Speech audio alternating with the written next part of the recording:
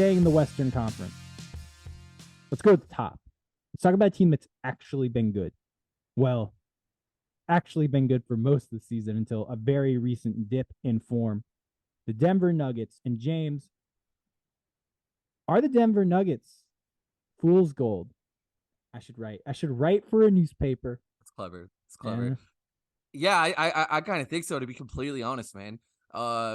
Did I mention that I don't love slow-footed big men? Okay, well, what if that guy is the best offensive player in the league?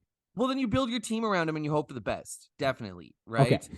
No question. And But what the best is leading the Western Conference at this moment. So it's not the worst. It's not the worst thing to build around. I just want the listeners to know that slow-footed bigs, if they're good at stuff, good things can happen. You can dominate a regular season. You can win maybe a playoff series or two for sure. If you have any hopes of winning a championship, you don't want to build around a player like that. But if you're content with just like being a fun team that's remembered as a fun team and get some wins, then absolutely. I'm really rooting for the Nuggets just so I can be like, you and your slow-footed big hating phobia, whatever it is. We'll see how it goes, man. I have a feeling like the first team that can go small or 5 out is going to play them off the floor, to be honest. It's just how it tends to go. It's true. Now, I will say this. You want to play 5 out with small dudes, Jokic is going to absolutely fucking torch you on the other end. Like, torch you. And like, yeah, but you're going to be trading 3s for 2s. But Jokic is such a good passer. You're going to be trading guaranteed 2-point shots and super high value 3s. Like, that's the thing with Jokic, where it's like going small. I get it on like offense. Let's play him off the court. Let's run. But then on defense, it's like, fuck, this dude is the greatest passer maybe ever. He's one of the best shooters in the league. Incredible touch. Uses his size to incredibly well. Just to me, it's like the playing small. I get it on offense, but then on defense, I think he's not like Rudy Gobert, where it's like, oh, all he can do is catch lobs. Like he has a real game outside of that. No doubt. But I would say this, right? I think that there are ways that you can go small and still sort of contain him if you have the roster. For example, the Grizzlies don't have to go small to go 5 out, right? They'll just play Jaren Jackson Jr. at the 5. The Clippers have a whole bunch of versatile wings that will swarm and double team and scramble to recover. Like I think they can somewhat solve that, you know? Okay. And the Warriors, they can Dre at the 5 has been known to crush a big man, you know, because Dre's got that lower body strength to still contain. And then the Warriors probably don't have the depth to do it, but yeah, philosophically they should be able to. You know, if they had Wiggins, that would help a lot, right? Whereas, you know, like the Suns they don't really have the personnel to go small, I don't think. If they wanted to go Durant at the 5 and try to run Jokic off the floor that way, I think what you're saying is going to come into effect. So it depends on the matchup, but I just find that, like, just basically in principle, I feel that when a player has a major athletic limitation, it can be exploited by teams that don't feature players that have major athletic limitations, you know? Yeah, simple. I agree on all that stuff. The only counterpoint I have to all of these is none of these teams are going to, all those lineups you said aren't 5 out, because Ja Morant, not really a 3-point shooter. They'll go under that time and time again. Clippers could go 5 out, but from what we've seen, they're rolling with Russell Westbrook. So that's also a non-shooter. And if they're rolling with Russell Westbrook, don't worry about it. Draymond Green, non-shooter. So look, I agree. Like, but I think this is the case. All players have something that can be exploited. Like, I think the only player in the league defensively that I don't think can really be exploited is Giannis, right? Like, Jaren Jackson Jr. has the foul trouble issue, right? Like, you can get him into foul trouble in a way that, like, a lot, like, you know, you can't with Giannis. And so, like, that's the main thing there. And like, that's just, to me, it's like, also, you're going small.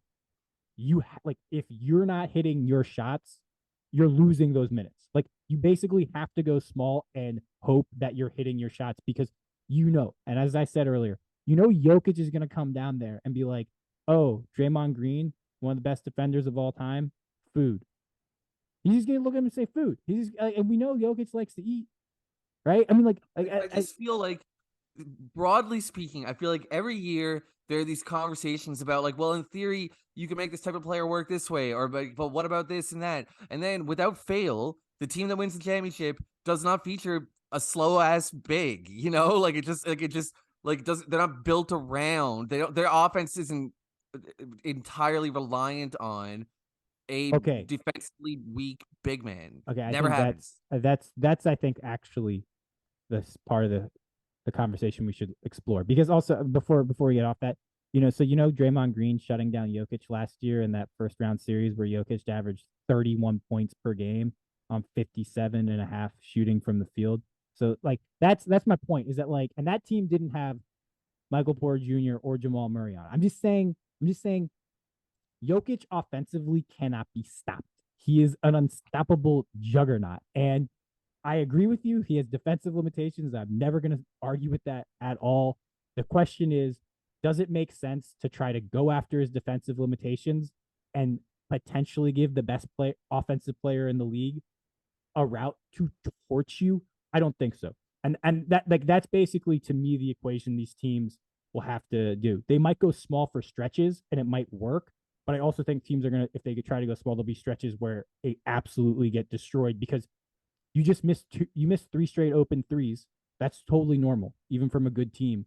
And Yep. it's a 6-0 run because Jokic just gets easy layups, right? Like I So think then, like so then you don't go small. You just hunt the mismatch. Just yeah. spam, yeah, spam Curry pick and rolls until Curry's on Jokic, and then it's a guaranteed three. Like just basically, it's a limitation that can be exploited.